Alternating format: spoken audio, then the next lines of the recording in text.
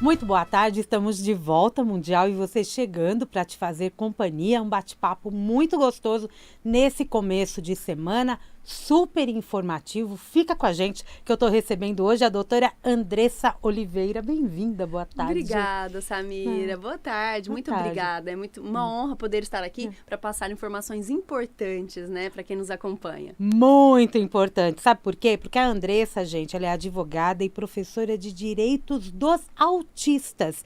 Ela é mentora, escritora e desenvolveu o método GPSA. Amanhã, dia 2, é o Dia Mundial da Conscientização do Autismo. Então, a gente já vai conversar hoje sobre o assunto, porque a doutora é especialista nos direitos dos autistas. Isso mesmo, Falei Samira. certinho? Falou perfeitamente. Muito bem. E como é importante a gente trazer esse tipo de informação e, como diz o dia, né, uma conscientização de como os autistas devem agir, quais são as leis por trás, como que está a educação, saúde, e a gente vai bater um super papo sobre isso com você que está aí do outro lado, nos acompanhando em 95,7 FM, também pelo nosso aplicativo, pelo nosso site vibemundialfm.com.br. Clica no assistir ao vivo, se quiser ouvir, só clicar no ouvir. Clica no assistir ao vivo, você vai direto para o nosso YouTube. Estamos ao vivo aqui no estúdio da Avenida Paulista. Primeira vez que a doutora vem aqui, né? Isso, primeira vez. Bem-vinda, viu? Muito obrigada, fico muito feliz. Bem-vinda à Vibe Mundial, um assunto tão importante, né, gente? A gente ouve falar tanto do transtorno de espectro autismo. Isso.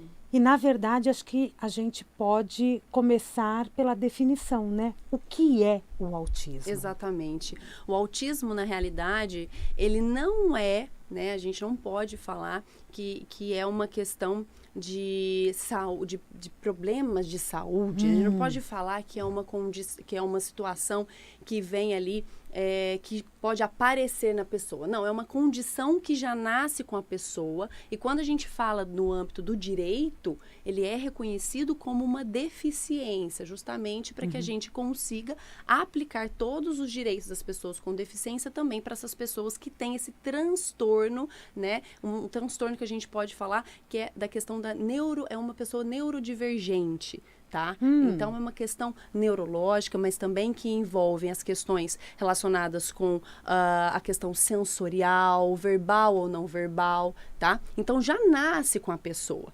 A questão é que o diagnóstico, ele pode, né, ocorrer tanto ali na fase da infância, que é de suma importância para a aplicação dos direitos, para a garantia dos tratamentos e para o desenvolvimento, né? A gente fala que nós todos temos uma janela da neuroplasticidade. Perfeito. Tá? Essa janela da neuroplasticidade, na verdade, ela ocorre até os 5 aninhos de idade. Então, se isso foi identificado dentro desse período, a gente tem que correr para justamente garantir esses direitos para essa criança, para que ela tenha ali um bom desenvolvimento.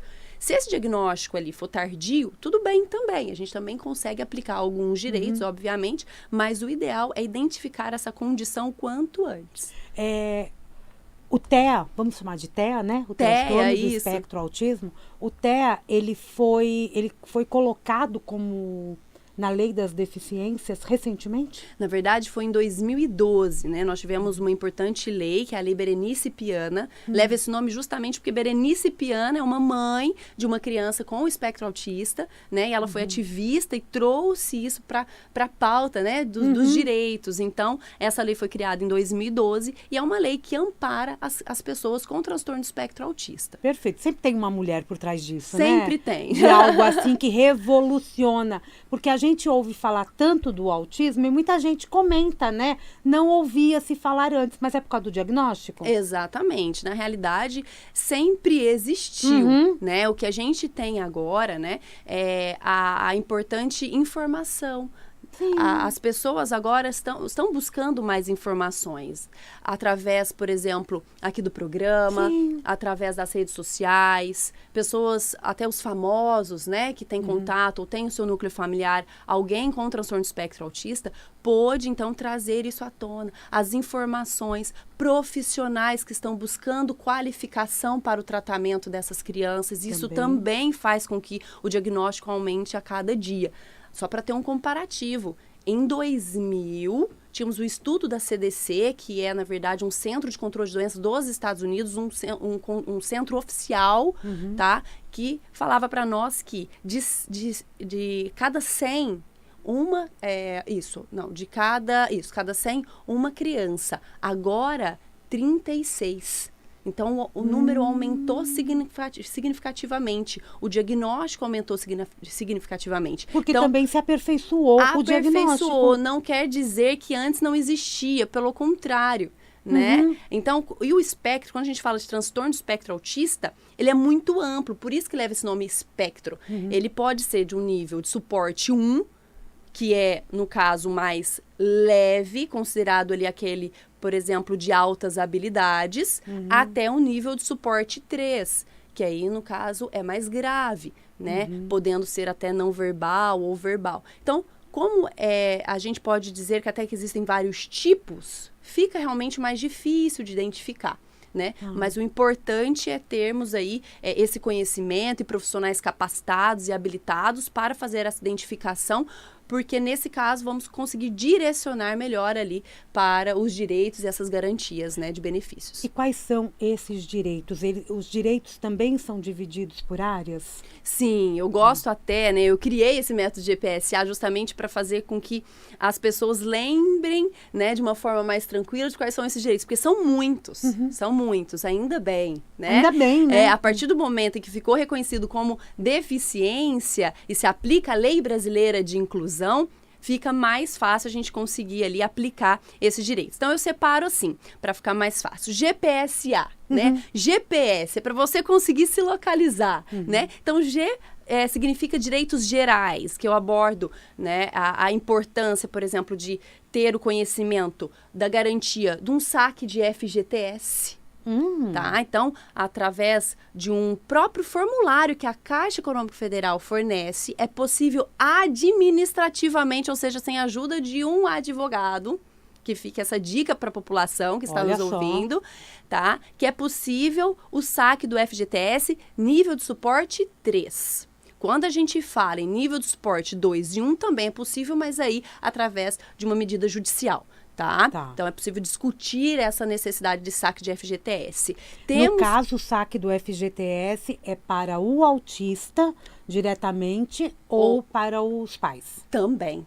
Tá, olha que os interessante. Pais têm esse direito. Tem esses direitos. Então, aquela pessoa que trabalha tem um valor de FGTS, né, ali retido na Caixa Econômica Federal, tem um filho, uma filha com transtorno do espectro autista. Se for o nível 3 de suporte, pode solicitar esse saque administrativamente, tá? Se for nível 2 ou 1, pode fazer administrativamente a solicitação, vai ser negado e aí vai ter que discutir isso judicialmente, mas é plenamente possível também. Esse FGTS, por exemplo, faz parte dos direitos gerais, que muitos até desconhecem.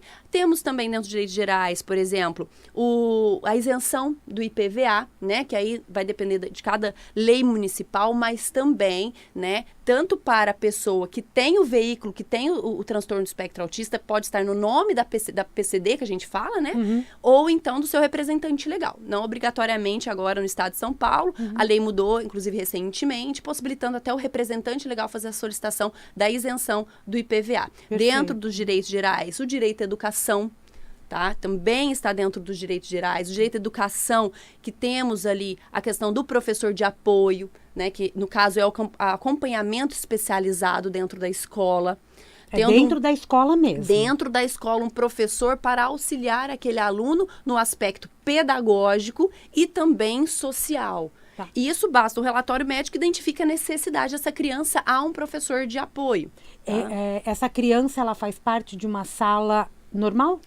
É um dos direitos da educação. É isso aí. Frequentar, na verdade, qualquer escola regular. Se for uma opção dos pais, não tem que obrigatoriamente colocar em uma escola especial. Então, a família pode optar. Não, eu quero que a minha filha, meu filho estude naquela escola, uma escola regular de ensino. Perfeito. Tanto municipal, estadual, como escola particular. Aí a gente requer um professor de apoio. E o custeio é da escola, independentemente se é pública ou particular. Então, dentro desses direitos gerais, temos muitos outros, né? E depois nós temos os direitos GP. O P é de previdência. E aí que eu vou dar a dica, porque na verdade, hoje em dia se aplica mais aos adultos que têm ali um diagnóstico tardio, por exemplo, né? Porque essas pessoas conseguiram trabalhar, exerceram uma atividade durante aquele período, então geram o direito a uma aposentadoria. Para você aposentar, você precisa o quê? Contribuir. Então, essas pessoas contribuíram, têm direito à aposentadoria, que a gente chama de aposentadoria especial da pessoa com deficiência, que garante uma aposentadoria mais cedo. A mulher hoje, em regra, aposentadoria por idade, que seria 62 anos de idade, na regra geral, nesta regra, 55. O homem, que seria na regra geral 65, nesta regra 60.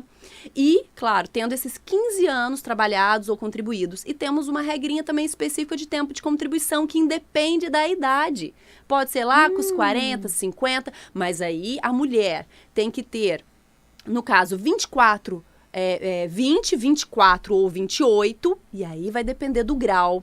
Entendi. Tá? De idade não depende do grau, olha que interessante. Então, se for o grau leve, tranquilo. Tá tudo bem. Tudo bem, não precisa discutir. Agora, se for, então, de tempo, é 20, 24 e 28. E o homem, né, começa ali nos 25, 29 e 33. Também independentemente da idade, mas levando em conta ali o grau, né? Então, quanto mais elevado este grau, mais benefício vai ter em relação ao tempo.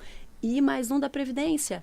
Pensão por morte vitalícia e no valor de 100%. Aqui nós estamos falando, por exemplo, de uma criança, um adolescente, ou até mesmo uma mulher, ou um homem que perdeu, né, ali, infelizmente, um responsável ali da família, né? Então, independentemente da idade, a gente sabe que quando é criança, quando é adolescente, recebe até os 21 anos uma pensão por morte.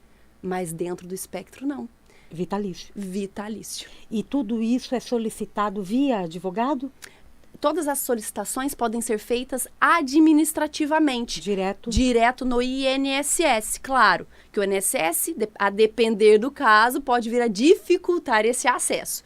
Dificultando ou negando, aí sim, procure um profissional especializado, né, para realizar esse serviço e garantir isso na justiça. Muito bem. E outros direitos? Outros direitos. Continuando, então, GPS Saúde. Que é um dos mais procurados. Lógico, o tratamento. A partir do momento que se tem o diagnóstico, é a primeira coisa que a família procura, né? O quê? O tratamento, para que essa criança ou para que essa pessoa tenha um bom desenvolvimento. E o tratamento é feito com quais profissionais? Os profissionais, a gente fala, uma equipe multidisciplinar, ou seja, multiprofissional. Nós temos psicólogos, terapeutas ocupacionais, fonoaudiólogos, e temos ainda outras terapias que a gente fala que são as não convencionais, né? Mas que também, né, são direito, na verdade, é de direito essas crianças. Quais são essas terapias? Nós temos a musicoterapia, ecoterapia, de suma importância. Mas aí os planos, o estado e o município, a quem, né, essas pessoas podem recorrer, eles podem alegar que não tem no rol da ANS. Mas isso não é algo para se discutir no administrativo. Aí sim, judicialmente é possível garantir. Lembrando que é necessário um relatório, né, um relatório médico muito bem especificado, com todas as terapias, a carga horária. Isso tudo é muito importante para que faça valer desse direito. Então, esse tratamento, o principal direito que essas famílias procuram é esse direito à saúde. E até a educação, né, o desenvolvimento cognitivo, né, e artístico, etc., acaba sendo um trabalho conjunto, né? Exato. Não só da saúde, mas da educação também. Exato, e elas andam juntas. Lembra quando falamos do professor de apoio do direito à educação? Temos também um profissional de suma importância na educação, mas com viés à saúde, que no caso é o atendente terapêutico. Perfeito. O atendente terapêutico é aquele profissional que pode, então, trazer o controle de algumas situações de desregulamento que a gente fala daquela criança no ambiente educacional. Então, esse atendente terapêutico, ele deve ser inserido também no ambiente domiciliar, no ambiente da educação. Isso não está na lei. Infelizmente, a lei, ela garante única e exclusivamente o professor de apoio. Entendi. Então, o atendente terapêutico, que na realidade é de obrigação da saúde, tem que se discutir muitas das vezes na justiça ainda, infelizmente. E por fim... Brasil, né? Brasil. Mas vai dar tudo certo, porque tem gente brigando por Exato. isso. E por fim, pra gente já fechar esses direitos, tem um assistencial, que é o tal BPC. benefício de prestação continuada. Muitos apelidaram como LOAS. LOAS, que na realidade é Lei Orgânica da Assistência Social. É um benefício para as famílias de baixa renda, que não são para todos que têm o diagnóstico de transtorno do espectro autista. Okay. Não, aqui são para aquelas famílias que, além ali do diagnóstico, têm uma condição de baixa renda. Nós temos duas situações importantes para se observar. No INSS, administrativamente, 1/4 do salário mínimo por pessoa, a gente fala uma renda per capita, tá? Muito baixo. Muito baixo. Não é, Samira? Muito baixo.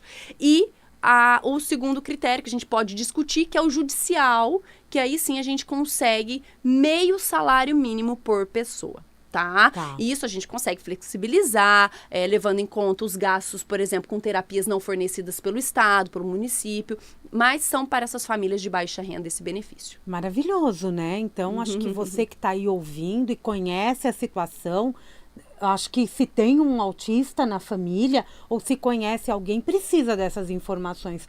Os municípios mantêm algum órgão para poder dar assistência a essas pessoas, essas famílias? Infelizmente, isso cabe a cada município. Tem municípios que têm ali um suporte, que a gente fala que são centros multidisciplinares, né? Aqueles municípios um pouco mais evoluídos que trazem ali essa questão da saúde, mas nós dependemos ainda muito das associações que são formadas ali por pais, né? A maioria. Por pais ou por pessoas que querem defender a causa, justamente para dar amparo a essas famílias, né? Temos ali, a gente pode falar que nós temos o CRAS, né? Que é o Centro de Referência da Assistência Social, que é onde inclusive faz o cadastro dessas famílias de baixa renda. Só que ali eu confesso para você que vai ter uma informação mais voltada para essa questão social, da assistência social, né? Então essa questão da saúde e tudo mais, a gente precisa trazer essa informação, precisa realmente trazer a importância de se buscar os direitos, não se contentar com aquilo que é fornecido. Independentemente se é pelo setor público ou pelo setor privado. Foi negado, vai atrás de alguma forma, Exato. Porque é direito. Com certeza, não com é? certeza. Agora, me diz uma coisa, existem políticos, existem nos municípios, nos estados, no governo federal, alguém ou algumas pessoas lutando pelo autismo? Existem. Pelo autista, não pelo autista. Existem. Nós temos para mudar deputados, isso, né, exato, também, para melhorar cada vez mais. Exato. Aqui no estado de São Paulo nós temos deputados, inclusive tem uma deputada ativa nas redes sociais, eu não sei se eu posso, né, adentrar muito nesse assunto, mas tem uma deputada ativa nas redes sociais que defende muito, principalmente voltada à questão da educação, por ela ser autista e ter filho também nesta condição. Ela é uma autista nível 1 e tem um filho nível 3 de suporte, que são esses níveis que eu até mencionei, né? Então, nós temos, sim, políticos que lutam pelos direitos dessas pessoas. Aqui no governo do estado de São Paulo, por exemplo, nós tivemos uma recente lei aprovada para dar esse amparo no que se refere à questão do atendente, não atendente terapêutico, do acompanhamento especializado, mas ainda faltam políticas públicas efetivas para se garantir esses outros direitos que nós não temos ainda na legislação federal, como, por exemplo, a especialização desse professor de apoio. Eu sou de Franca, né, interior de São Paulo. Lá nós temos um decreto municipal que determina que esse professor de apoio tem que ser formado em pedagogia. Tanto é que alguns professores de apoio que não eram, tiveram que formar para continuar a exercer essa função. Isso depende de cada estado e de cada município, tá? Então, alguns estados, alguns municípios não têm essa determinação. Se não tem, segue a regra geral, federal. E a federal não determina uma formação. Então, muitos pais às vezes questionam: Andressa, mas o meu filho está com um professor de apoio, mas é um estagiário, isso pode? Pode. Ainda pode, dependendo da cidade. É melhor do que não ter um professor. Exato, tá? Ainda, claro, precisamos lutar para que essa pessoa seja uma pessoa realmente qualificada, porque senão não faz jus ao nome. Não. Pensa comigo, acompanhamento especializado. Mas esse estagiário, ele é estagiário da especialização ou estagiário de pedagogia? Alguns são. Alguns são estagiários de pedagogia, tem pessoas que nem formação, infelizmente, têm, tá? Que exercem esse apoio. Claro, é uma função, assim, que a gente, com certeza, aplaude, né? Sim, é uma porque pessoa que está ali para ajudar, a gente não tem que criticar jamais essas pessoas, mas sim a forma como essas pessoas poderiam ser especializadas e receber um treinamento, isso ajudaria, com certeza, não só a pessoa, mas essas famílias também. Agora tem uma outra questão que eu acho que é bem importante, que vira e mexe a gente ouve falar falar alguma coisa de plano de saúde. Certo. Né? Isso. Né? E depende de casos. Aprova, não aprova, aceita tal paciente, não aceita. O plano de saúde pode negar o tratamento? De forma alguma. Nem o ingresso dessa pessoa ao plano, que não tem a tal carência, que eles falam de 2 anos, porque é de doença pré-existente. Autismo não é doença. Autismo é uma condição que já nasce com a pessoa. Consequentemente, aquela carência de 2 anos, que normalmente você vai fazer um plano e fala, qual é a doença pré-existente? Não tem que falar ali. Porque o autismo não é uma doença, né? Então, a única coisa que o plano pode exigir, por exemplo, é aquele prazo de 6 meses que é exigido para todas as pessoas em todas as condições. Tem um prazinho ali de 6 meses, tem que se respeitar, de carência para iniciar esse tratamento. Então, não pode negar tanto ser incluído em algum plano de saúde, como também não pode negar os tratamentos, se assim indicados. Então, a importância que se tem de um relatório.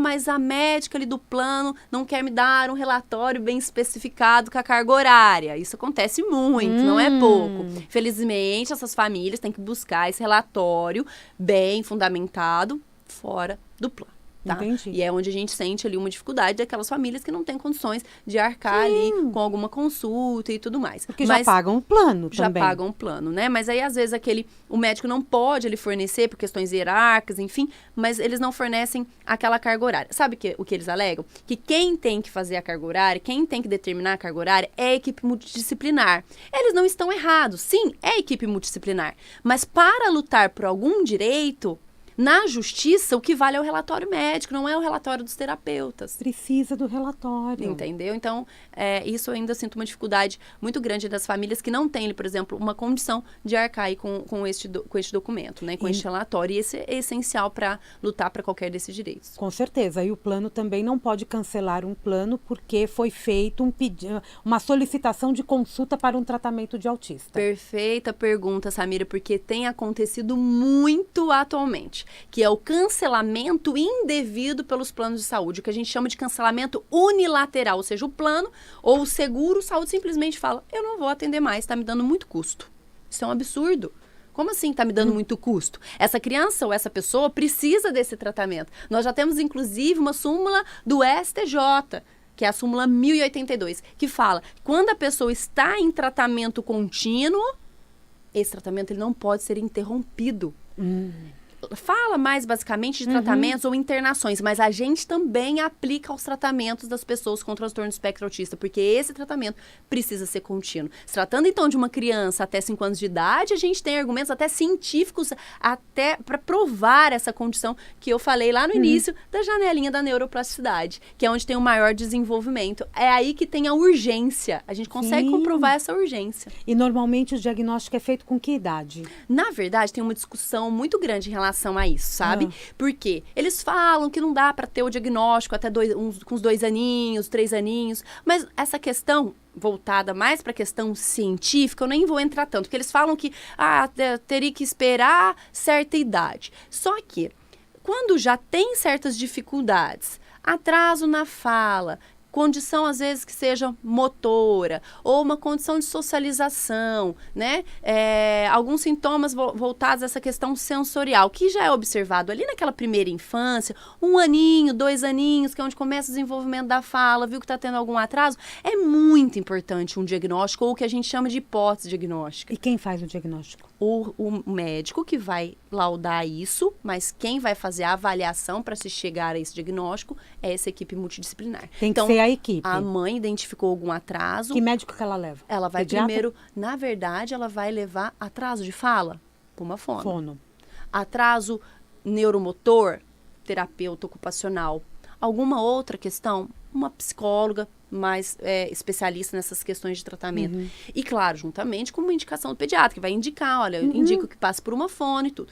Esse conjunto de profissionais vai ali, então, identificar alguma questão. E vai levar esse relatório para o médico. O médico vai avaliar e vai diagnosticar. Às vezes, não vai ali bater o martelo e falar, tem, mas vai colocar hipótese diagnóstica, a gente chama de HD. Essa hipótese diagnóstica, no relatório médico, já é suficiente para correr atrás dos direitos. Entendi. E acabou o programa. Que loucura! Que pena! Nossa, voou! Gente, como é bom a gente obter informação, né? Quem quiser Isso. contato com você, conhecer o teu trabalho e, de repente, tirar uma dúvida... Na verdade, pode me procurar pelas redes sociais. É mais eu fácil, estou né? No Instagram, inclusive lá tem mais informações a respeito desses direitos. Eu sempre trago essas informações. Você que às vezes não é, né, alguém que tem ali no seu núcleo familiar alguém com transtorno do espectro, é algum advogado ou estudante de direito que queira conhecer um pouquinho também, convido para conhecer minhas redes sociais. É Andressa com 2 S, sgo.adv. Lá no Instagram, e eu também tô lá nos stories aqui da Rádio Mundial. Ah, tá sim. Aí fica fácil de você localizar. @ Isso. AndressaSGO.adv de advogado. ADV. Isso. Vai lá na nossa página, clica no Stories que você já segue agora. Isso. Obrigada, Andressa. Muito obrigada, Samira. Sucesso, Foi viu? um prazer, Adorei esse viu? bate-papo, viu? Importantíssimo. Gente, Mundial e você vai ficando por aqui. Eu volto daqui a pouco, tem Jornal da Boa Notícia. Amanhã, 16h30, tem Mundial e você. Um grande beijo e até lá.